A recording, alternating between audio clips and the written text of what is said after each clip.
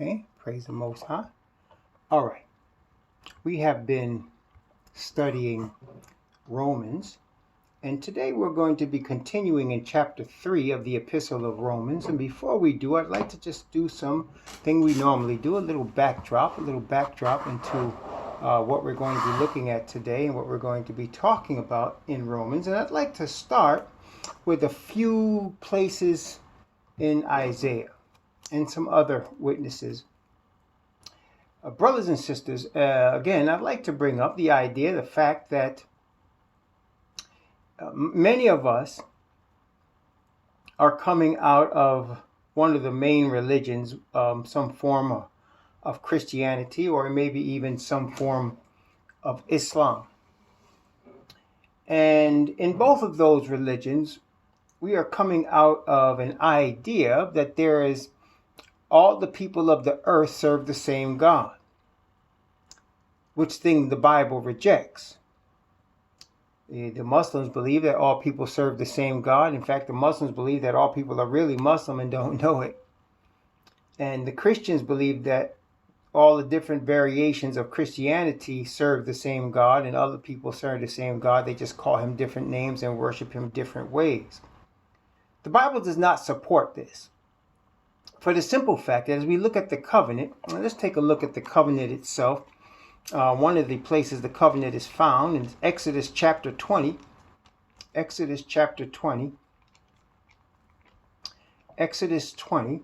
And we're going to begin in Exodus chapter 20. We're going to start at verse 1 from Exodus 20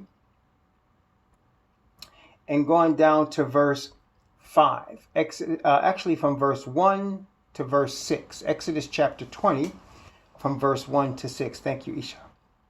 And the Most High spake all these words, saying, Ahaya,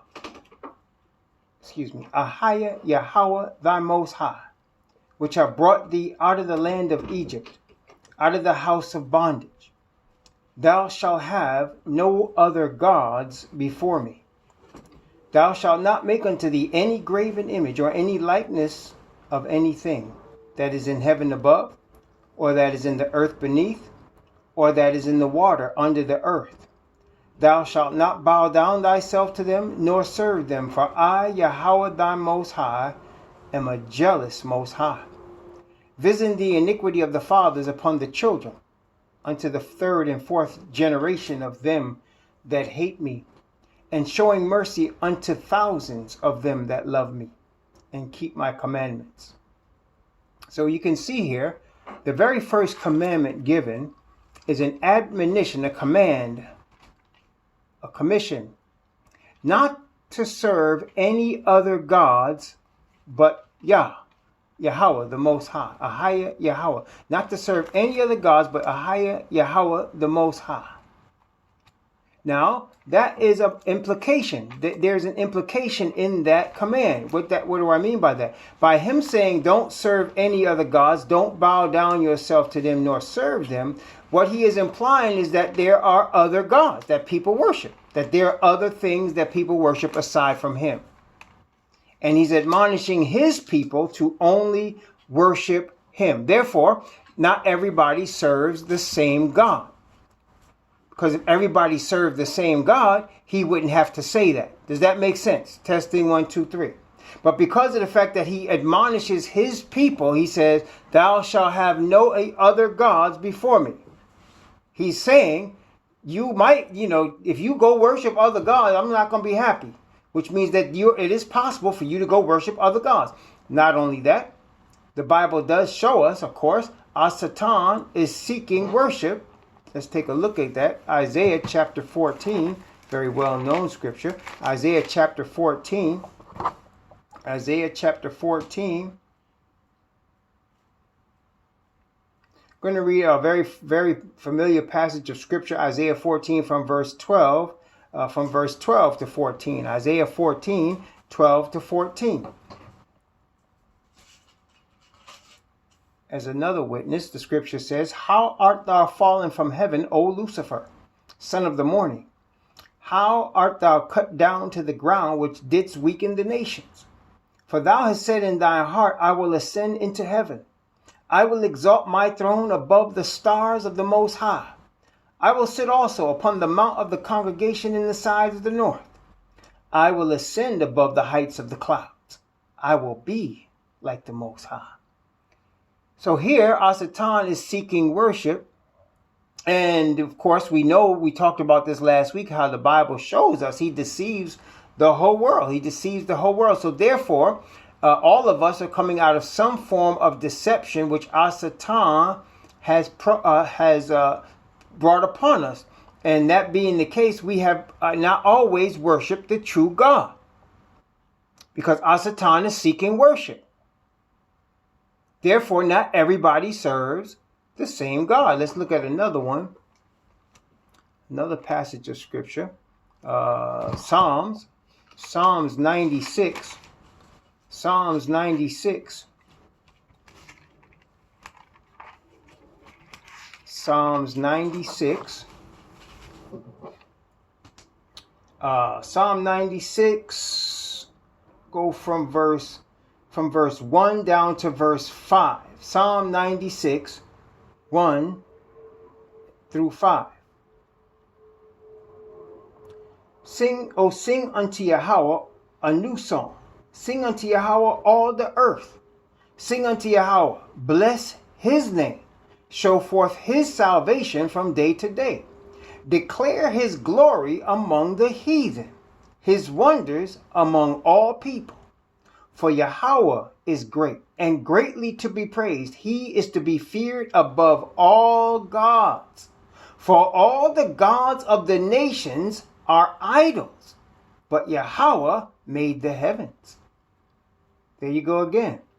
So again, it shows us not everybody serves the same God. And this is where it's important that we understand his name. Whether you call him Yahuwah or Yahweh, whether you call him Yah, you understand that he has a name. For them in the King James, they just put the word Lord in big letters, right? That could be anything. Adoni, a master, can be anything. Matter of fact, we know that the word Lord translated Bali or Balaam, which is a false god. So not everybody serves the same God. Even people that look at this same King James doesn't necessarily mean that they're serving the same God. And it tells us all the gods of the nations, that is all the heathen, that is somebody that's not an Israelite, is serving the wrong God, is serving a different God.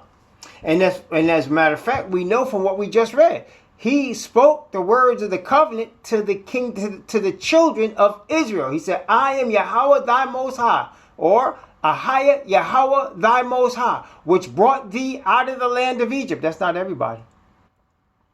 Out of the house of bondage. That's not everybody. He did not bring everybody out of the land of Egypt and out of the house of bondage. He only brought one group of people.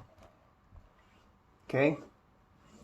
And so he's telling this one group of people, he's the true God. He is the God of Abraham, Isaac, and Jacob. Why does he have to designate it this way? Because all the other nations are serving a different God. Okay? All the gods of the nations are idols. But Yahweh made the heavens. I mean, we just read this. We got 3 witnesses.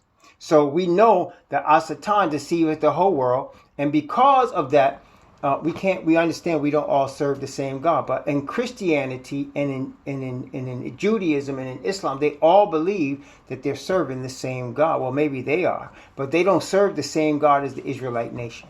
They do not. And as I just showed that from the Bible. So if somebody says to you, you think you're trying to be separatist or you're trying to be elitist, we're not trying to be elitist. The Bible is telling us there's a distinction. It's very plain in the scriptures. Okay, it's very plain. We just saw 3 witnesses that showed us that. He did not give the 10 commandments to everybody. He gave it to his chosen people. Satan deceiveth the whole world and wants worship. Therefore, he's got the world worshiping him. And then here in the Psalms, the psalmist says that his people are to declare his glory among the heathen. And that all the gods of the heathen are idols. Says it. Let's continue for a second in Psalm 96. Okay, let's look at Psalm 96. Let's start from that verse 5. Let's start again from verse 5. And I'm going to read down to verse 13. Let's read the whole psalm from verse 5 to verse 13. Notice what it says. For all the gods of the nations are idols, but Yahweh made the heavens. Honor and majesty are before him. Strength and beauty are in his sanctuary. Give unto Yahweh, O ye kindreds of the people. Give unto Yahweh glory and strength. Give unto Yahweh the glory due unto his name. Bring an offering, come into his courts. O worship Yahweh in the beauty of holiness. Fear before him all the earth. Say among the heathen that Yahweh reigneth. The world also shall be established. It shall not be moved. He shall judge the people righteously. Let the heavens rejoice. Let the earth be glad. Let the sea roar and the fullness thereof. Let the field be joyful and all that is therein. Then shall all the trees of the wood rejoice before Yahweh, for he cometh to judge the earth. He shall judge the world with righteousness and the people with his truth. There you go. So he's here. The psalmist, I want to make sure we understand. We know that the Old Testament is the scriptures according to, this is definitely the scriptures, right? I mean, New Testament is scriptures too, but the original scriptures are the Old Testament. The New Testament came later. The renewed covenant came later, but the Old Testament is the original scriptures, right? And the Old Testament, right? Okay, let's just make sure we get this clear. The Old Testament was written from the Most High Creator through his Hebrew prophets to his Israelite people. All right? I mean, that's a basic thing that I think people should understand. It was written from the Most High Creator through his Hebrew prophets to his chosen people. Both the records that are kept in like 1st and 2nd Kings and 1st and 2nd Chronicles, the records that are kept, and then of course the Psalms, the prophets, the prophecies, everything surrounds the chosen people. And he only has one chosen people. Now, that being the case, as we're looking at Psalm 96, you can understand when he says, declare his glory among the heathen. And then he says later in this same psalm, say among the heathen that Yahweh reigneth. So what does that mean? That is an admonition of the Hebrew people to give his truth and his righteousness to the heathen. Everybody got me? Testing 1, 2, 3. So we already know from Exodus chapter 19 that he has intended that his chosen people should be a nation of priests and ministers, that they should go forth and teach the world the truth about the only true God. Now, this is the thing we must understand. I'm going to get a little deeper and maybe a little more controversial, but as you all know who know me by now, I must speak the straight truth. I cannot speak any other but the straight truth. Okay, so now let's follow this even further. That being the case, whenever his true people are not teaching the heathen about him, guess what? The heathen are not knowing about him. Whenever his true people are not teaching the heathen about him, then the heathen not knowing about him. That's when you get paganism. When his true people are not bringing forth the word that they are ordained to bring, you get paganism. That's where you get a Christianity. That's how you get a Catholic Church. That's how you get an Islam. That's how you get a Judaism. The absence of his people bringing in this truth will cause the truth to be stifled. It'll be darkness upon the earth. And in prophecy, whenever that happens, you will see the Bible will give you an indication like this. It will say the sun will be dark and the moon will not give her light. That's showing that there's no truth coming to the earth. The earth is not received. Either the earth is not receiving it or it's not coming to them. In any ways, it's not being brought forth. Okay? Either they're rejecting it or it's not available to them.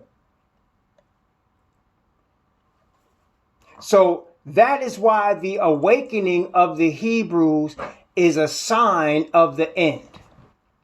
Because the awakening of the Hebrews and the awakening of the truth as to who the Hebrews are, listen carefully, the awakening of the truth as to who the Hebrews are is a prelude to the true message of righteousness being brought forth to the earth. Okay? The awakening of the Hebrews as to who they are, and their awakening and their restoration in their mind, in their soul, in their spirit, as to where they come from, as to who they are and how they got in their position, and their folly and their fall and their rising again. The awakening of these people is a blessing to the earth, which is why the Most High said to Abraham, in thee shall all the families of the earth be blessed. Okay? What has happened is the earth has used the Hebrew as a slave, as a servant, and has gotten rich off his back. For example, the United States of America is worth, their GDP is worth umpteen multiple trillions of dollars. The founding of this land, they claim that the Europeans claim they came here and founded this land when they killed all the Indians. But the economy of this land was built on the backs of the slave. I don't care who you are. If you get 4 or 5 million people working for you for free, for 200 or 300 years, you're going to get rich.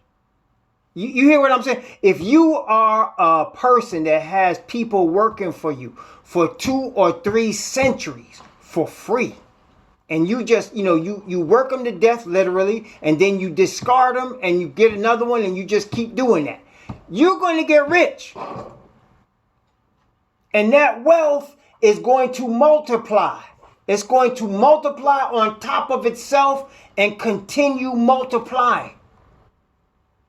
So that when you start using these people to build to plant your fields, to tend your fields, to pull your cotton, and you sell cotton all over the earth, and you use these people to cut sugar cane and to create sugar and syrup and molasses, and you sell it all over the earth, and you use these people to raise your cattle and break your horses and to build your railroads and to build your White House and to build everything you got. When you start off like that, you use them to go deep into mines and get diamonds for you and to get gold for you.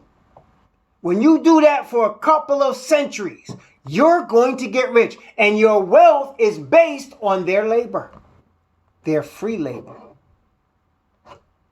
You understand what I'm saying? Can you imagine? Imagine if you had, just think about this for a second. If you had 100 people working for you from the time they say 6 or 7 or 8 years old, all the way until they drop dead. They work for you every day for 12 hours a day. 100 people working for you alone for free. Imagine if you had that. And then every time one of them drop dead, you got a replacement right away. So that you always have, for your whole life on the earth, 100 people solely working just for your benefit.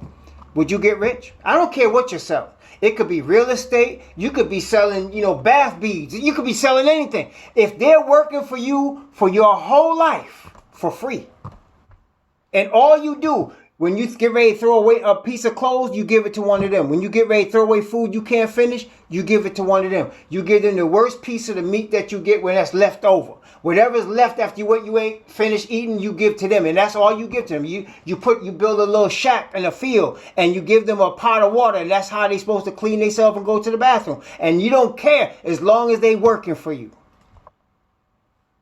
And they work for you continually. Just one lifetime. You know how rich you get? You know how rich you get?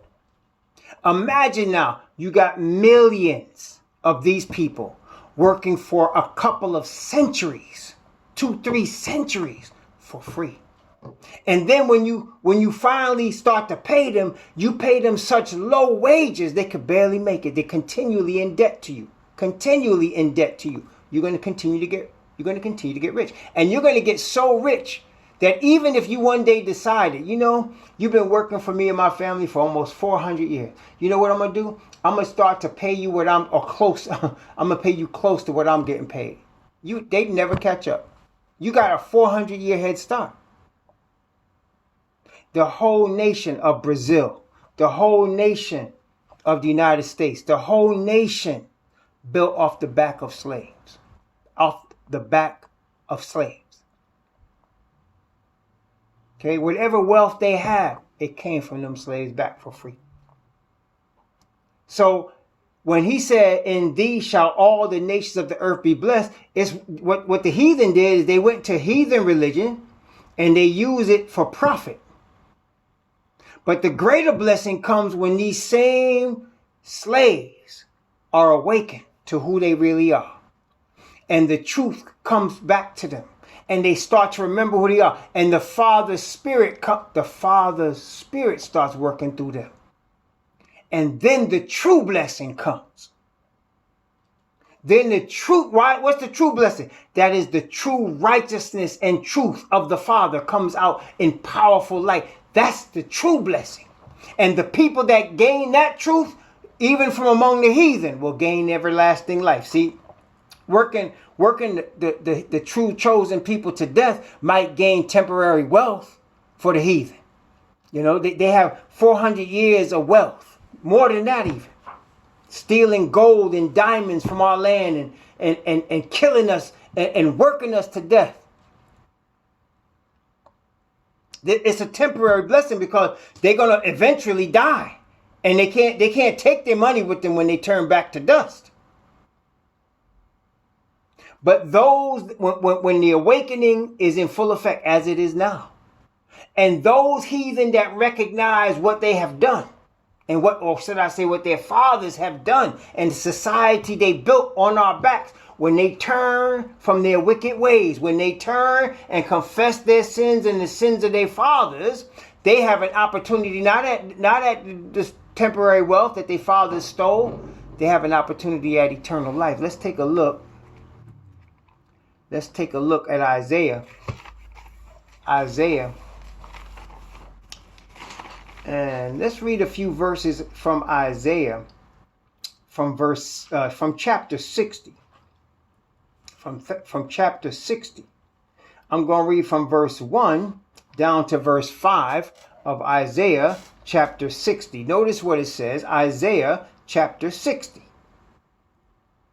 Arise, shine, for thy light is come, and the glory of Yahweh is risen upon thee. For behold, the darkness shall cover the earth, and gross darkness the people. But Yahweh shall arise upon thee, and his glory shall be seen upon thee. And the Gentiles shall come to thy light, and kings to the brightness of thy rising. Lift up thine eyes round about and see, all they gather themselves together. They come to thee. Thy sons shall come from far, and thy daughters shall be nursed at thy side. Then thou shalt see and flow together, and thine heart shall fear and be enlarged, because the abundance of the sea shall be converted unto thee. The forces of the Gentiles shall come unto thee. Who is the thee that they talking about? Again, we have to understand, this is the scriptures. The scriptures are a word from the Creator through his Hebrew prophets, which Isaiah or Yeshaya is one, to his chosen people. So here Isaiah is being, the Spirit of the Father speaking through Isaiah's pen here is telling us what? We're going to be awakened. Darkness is covering the earth. That means no truth, no light. Gross darkness, the people. But the light of the Most High shall shine upon his people. And the Gentiles shall come to that light. The Gentiles that are going to be saved, the 1/6 of them. They will come to thy light and to the brightness of that rising. Okay? And they'll be converted. When they talk about the sea, the abundance of the sea, we know sea means peoples, nations, languages, tongues. That's what sea represents. That's why it says the abundance of the sea shall be converted unto thee. The forces of the Gentiles shall come unto thee. Okay? So brothers and sisters, the Gentiles are coming, those that are going to be saved, are coming to the knowledge of this truth through the Hebrews. As we just read also in Psalms. Bring forth his glory to the Gentiles, to the heathen. Again, notice again, Isaiah 62. Isaiah 62. I'm going to read this whole chapter. It's only 12 verses long. Isaiah 62. Watch carefully now the word Gentiles and how it's used in this chapter. Isaiah chapter 62 from verse 1 to 12. For Zion's sake will I not hold my peace, and for Jerusalem's sake I will not rest, until the righteousness thereof go forth as brightness, and salvation thereof as a lamp that burneth. And the Gentiles shall see thy righteousness, and all kings thy glory. And thou shalt be called by a new name, which the mouth of Yahweh shall name. Thou shalt also be a crown of glory in the hand of Yahweh, and a royal diadem in the hand of thy Most High. Thou shalt no more be termed forsaken, neither shall thy land any more be termed desolate, but thou shalt be called Hephzibah, and thy land Beulah. For Yahweh that delighteth in thee, and thy land shall be married. For as a young man marrieth a virgin, so shall thy sons marry thee. And as the bridegroom rejoiceth over the bride, so shall thy Most High rejoice over thee. I have set watchmen upon thy walls, O Jerusalem, which shall never hold their peace day nor night. Ye that make mention of Yahweh, keep not silence, and give him no rest, till he make Jerusalem a praise in the earth. Yahweh hath sworn by his right hand, and by the arm of his strength, surely I will no more give thy corn to be meat for thine enemies. And the sons of the stranger shall not drink thy wine, for which thou hast labored, but they that have gathered it shall eat it. Praise Yahweh, and they that have brought it together shall drink it in the courts of my holiness.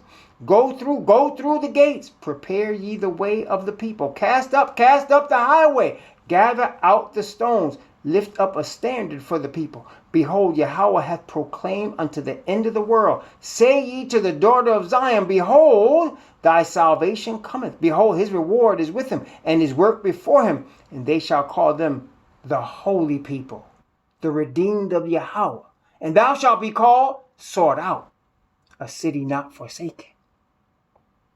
See, heathen gonna come to the brightness of the Hebrews that is in Messiah. Again, one more for witness. One more.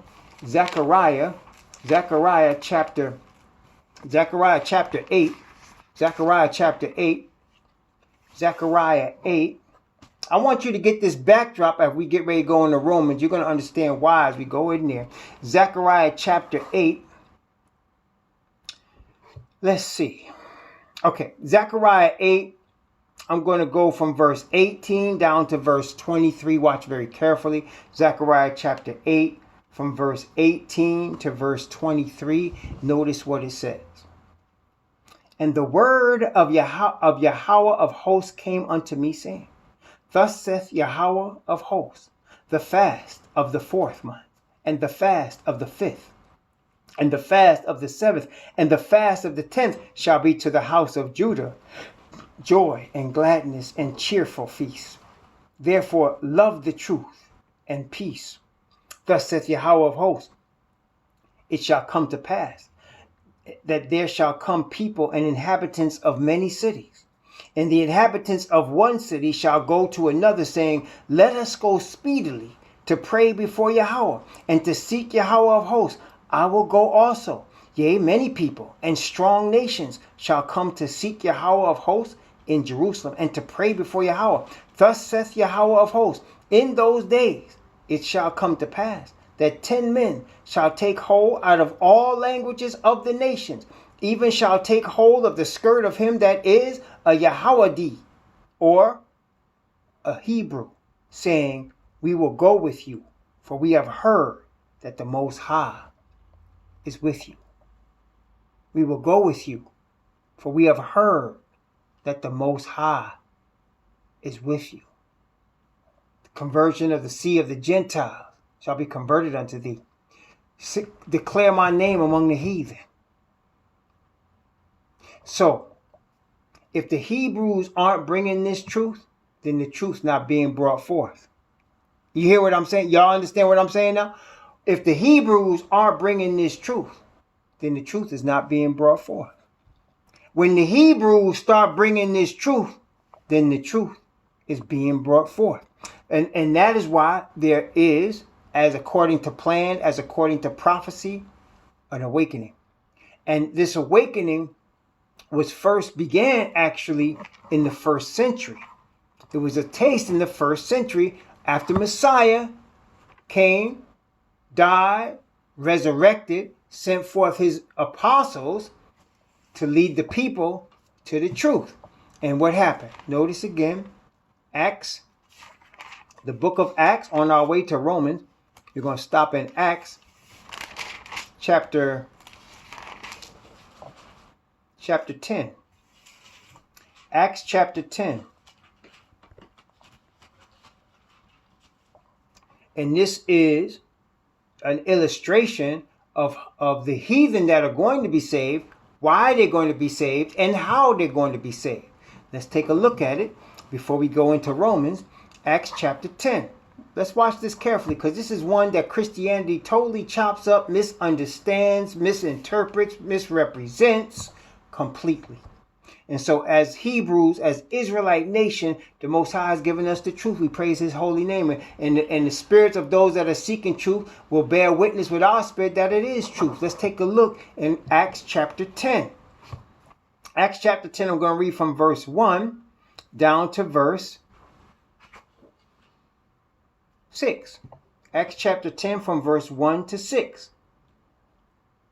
There was a certain man in Caesarea called Cornelius, a centurion of the band called the Italian band, a devout man, and one that feared Yahweh with all his house, which gave much alms to the people and prayed to Yahweh always. He saw in a vision, evidently about the 9th hour of the day, an angel of Yahweh coming into him and saying unto him, Cornelius. And when he looked on him, he was afraid and said, what is it, master?